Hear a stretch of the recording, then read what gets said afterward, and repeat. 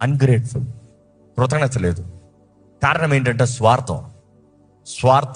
అలాంటి వారు మారటం highly impossible other than the special grace of God. అలాంటి వారు మారే పరిస్థితి రావాలంటే ఒకటి, జీవితం మొత్తం తలకిందులై కూలి పడాలి. అందుకనే కొంతమందికి దేవుడు గట్టిగా పాఠం చెప్తాడు. కారణం ఏంటి? మీరు అనుకోవచ్చేమో, why is God being so rude? Why God is being so rude? God is not rude. నువ్వు ఈ లోకంలో నీకు ఒక దెబ్బేసినా పర్వాలే, నిత్యాగ్నిలో నువ్వు కాలకూడదని ఆశపడుతున్నాడు. నిత్యాగ్నిలో, నిత్య మరణంలో నువ్వు నశించిపోకూడదని ఆశపడుతున్నాడు. It is fine, few years, few days, few months you suffer, it is fine, but you will do better for eternity. అందుకనే దేవుడు కొంతమందికి వేసే దెబ్బలు చూసినప్పుడు ఇంక దేవుడు తప్ప ఎవడు చేయలేడని గతి వస్తుంది.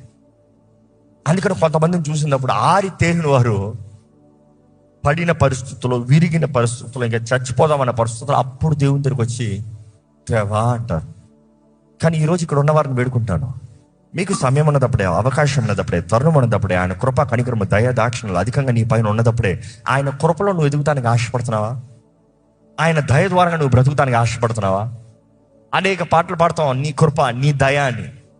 ఆయన దయని వేడుకుంటున్న వారు ఆయన దయాన్ని సద్విపరుచుకుంటామా? లేకపోతే ఆయన ఇచ్చే కృప, సమయము, ఆయన ఇచ్చే దయ, ప్రొవిజన్ యువర్ నెగ్లెక్టింగ్?